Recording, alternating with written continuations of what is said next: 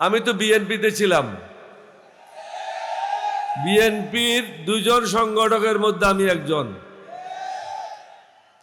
President Zia এবং আমি দুজনেই বিএনপি করেছিলাম। মুক্তিযুদ্ধের সময় ক্যাপ্টেন অলি আহমদ হিসাবে সর্বপ্রথম পাকিস্তানের বিরুদ্ধে বিদ্রোহ করেছিলাম। শহীদ রাষ্ট্রপতি জিয়াউর রহমান সওয়াত জাহাজ থেকে অস্ত্র খালাসের জন্য তাকে নির্দেশ দেওয়া হয়েছিল। তখনও পর্যন্ত আমরা বিদ্রোহ করব এই পরিকল্পনা চূড়ান্ত হয় নাই। তিনি যাচ্ছিলেন চট্টগ্রাম বন্দরের দিকে। ইতিমধ্যে আমি যখন খবর পেলাম ঢাকাতে শুরু হয়ে গেছে গোলাগুলি, চট্টগ্রাম সেনানিবাসে গোলাগুলি শুরু হয়েছে, অষ্টম বেঙ্গল সেনাদেরকে নিয়ে আমি বিদ্রোহ করি এবং প্রেসিডেন্ট জিয়াকে দেওয়ানহাট নামক স্থান থেকে ফিরিয়ে নিয়ে আসি। অতঃপর দুজনে মিলে কালুঘাট বেতার কেন্দ্রে যায়। পরের দিন তিনি বাংলাদেশের স্বাধীনতা ঘোষণা করেন। আমরা কেন সেদিন পাকিস্তান থেকে স্বাধীনতা চেয়েছিলাম? ওরাও তো আমাদের ভাই। কারণ আমাদের যে ন্যায্য অধিকার ছিল সেই অধিকার থেকে আমাদেরকে বঞ্চিত করেছিল। বাংলাদেশের লোকজন বিদেশে যাওয়া খুবই কঠিন ছিল। এখন 1 কোটির উপরে বাংলাদেশি লোক বিদেশে আছে। রাওয়ালপিন্ডিতে এমবেসি থাকলে আমাদের দেশের লোকেরা বিদেশে যেতে পারত না। আমাদের যে অর্থনীতি হয়েছিল সেই অর্থনীতি হতে পারত না। আজকে হাসিনার এবং তার দোসররা, কিছু দুর্নীতিবাজ ব্যবসায়ীরা 234 বিলিয়ন ডলার বাংলাদেশ থেকে পাচার করেছে। এই টাকা যদি থাকতো বাংলাদেশ পৃথিবীর মধ্যে অন্যতম একটা ধনী দেশ হিসাবে পরিণত হতো। বাংলাদেশের মানুষের কোনো সমস্যা নাই, উর্বর জায়গা, আল্লাহর মেহেরবানি। এরকম জায়গা পৃথিবীতে কোনোখানে নাই। একটা বীজ পড়ে থাকলেই সেটার থেকে চারা ওঠে। কিন্তু এখানে রাজনীতিবিদেরা হলো মহা দুর্নীতিবাজ, শুধু দুর্নীতিবাজ না, মহা দুর্নীতিবাজ। শহীদ জিয়ার বিএনপি এখন আর নাই, বেগম জিয়ার বিএনপি এখন আর নাই। এখন ভাড়াটিয়াদের বিএনপি, দুর্নীতিবাজদের বিএনপি, চাঁদাবাজদের বিএনপি। ওই কারণেই আমি বিএনপি ত্যাগ করেছিলাম 2006 সালে। যদিও পরবর্তী পর্যায়ে বেগম জিয়ার অনুরোধে আমি তাদের সাথে আবার জোটে গিয়েছিলাম, কিন্তু দেখলাম বেগম জিয়া যখন অসুস্থ হয়ে যায় তারা আবার চাঁদাবাজিতে লিপ্ত হয়ে যায়। সুতরাং এই চাঁদাবাজদের সাথে থেকে আমি দোজখে যাওয়ার জন্য রাজি না। তার থেকেও বড় কথা হলো আজকে এই মাঠে বলে যায়, এই জাতি যদি সঠিক সিদ্ধান্ত না নেয় স্বাধীনতা বিপন্ন হবে। আমরা যুদ্ধ করেছিলাম স্বাধীন সার্বভৌম বাংলাদেশের জন্য। এখন একটা দল বিদেশিদের দালালি করছে, তাদের ইচ্ছা অনুযায়ী কাজ করছে, তাদের ইচ্ছার বাইরে যেতে পারবে না। আমি বলেছিলাম এরশাদকে, একটা চেইন লাগিয়েছিল এরশাদের ভাই, তাদেরকে 2টা চেইন লাগিয়েছিল ভারতে। এখন যারা আমাদের বিরুদ্ধে নির্বাচন করছে তাদেরকে 3টা চেইন লাগিয়েছে। সুতরাং ভারতের বাইরে, রর বাইরে তারা যেতে পারবে না। আমরা চাই না এই দেশ ভারত শাসন করুক। সিদ্ধান্ত নিতে হবে, সেই সিদ্ধান্ত হবে 11 দলীয় ঐক্য জোটকে ক্ষমতায় আনার জন্য ভোট দিতে হবে। যে যেখানে প্রার্থী আছে বিভিন্ন মার্কা নিয়ে আমরা আছি। আমি জামাত হই নাই, জামাতের লোকেরাও এলডিপি হয় নাই। আমরা স্ব পরিচয় নিয়ে এক জায়গায় একত্রিত হয়েছি। কেন একত্রিত হয়েছি? হাসিনার দোসরদেরকে এখান থেকে বের করার জন্য, পরাজিত করার জন্য। হাসিনা চলে গেছে, আপনারা শুনেছেন বিএনপির মহাসচিব কি বলেছে? 2টা গুরুত্বপূর্ণ স্টেটমেন্ট।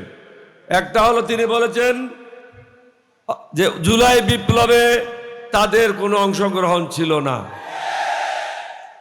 তাদের কোনো ছাত্রদল যুবদলের ছেলে মৃত্যুবরণ করে নাই। আরেকটা গুরুত্বপূর্ণ কথা তিনি বলেছেন, আওয়ামী লীগের যারা আছে তার এলাকায় বা বাংলাদেশে তাদের বিরুদ্ধে কোনো মামলা করা হবে না। তাহলে আওয়ামী লীগের জায়গায় এখন কে কাজ করছে? বিএনপি কাজ করছে। তাহলে আপনাদেরকে বুঝতে হবে এই দেশ তারা বিক্রি করার জন্য পায়তারা করছে। আপনারা যদি নিজে পায়ের কুড়া মারেন, আপনাদের কেউ সাহায্য করতে পারবে না। আমি আবার বলে যাই সমগ্র জাতিকে, আমাদের 11 দলীয় ঐক্য জোটের পতাকা তলে ঐক্যবদ্ধ হন। কারণ আমরা সুশাসন চাই, আমরা ন্যায় বিচার চাই, দুর্নীতিমুক্ত সমাজ চাই, চাঁদাবাজ মুক্ত সমাজ চাই, এবং যারা বেঈমান মুনাফেক দেশদ্রোহী তাদের হাত থেকে বাংলাদেশকে মুক্ত করতে চাই। বাংলাদেশকে এগিয়ে নেওয়ার জন্য দরকার সঠিক ইমানদার লোক। ইমান যদি না থাকে তার কাছে কিছুই নাই। বেঈমান মুনাফেকদেরকে দিয়ে বাংলাদেশ আর চলবে না। আপনারা যেখানে যান এক একজন জামাত আমিরের ভূমিকায় অবতীর্ণ হবেন এবং প্রত্যেকটা জায়গায় গিয়ে যেখানে যান সবাইকে বলবেন দেশকে বাঁচান। এখন বিএনপি, এখন জামাতের বিষয় না, 11 দলীয় ঐক্য জোটের বিষয় না, এখন বিষয়টা হলো দেশ কি স্বাধীন থাকবে না ভারতের অধীনে এটা চলে যাবে। এই দেশ যদি স্বাধীন রাখতে হয় আপনাদের সবাইকে আবার শহীদ হওয়ার জন্য প্রস্তুত থাকতে হবে। আমি বলেছি, আমার একটা প্রেস কনফারেন্সে বলেছি, ভারত যদি মনে করে সহজে এই দেশ তারা দখল করে নেবে, আমরা 15 দিনের মধ্যে 1 কোটি লোককে যুদ্ধের জন্য প্রস্তুত করতে পারবো। আমাদের ছেলেরা জান দিতে শিখেছে, সুতরাং এখন কোনো ভয় নাই। ভারতকে বুঝতে হবে তাদের বিরুদ্ধে আমরা না, কোনো হিন্দুদের বিরুদ্ধে আমরা না, কোনো বৌদ্ধদের বিরুদ্ধে আমরা না। যে মুসলমান কোরআন মেনে চলে, হাদিস মেনে চলে, সে কখনো কোনো ধর্মের বিরুদ্ধে কাজ করতে পারে না। আমরা চাই সকল ধর্মের মানুষ সুখে শান্তিতে এই দেশে বসবাস করুক। তাদেরকে গত 2 বছর কারা নিরাপত্তা দিয়েছে? আমরা যারা আছি 11 দলীয় ঐক্য জোটে, আমরা বিভিন্ন দুর্গাপূজার মণ্ডপে গিয়ে তাদেরকে শান্তি দিয়েছি, নিশ্চয়তা দিয়েছি।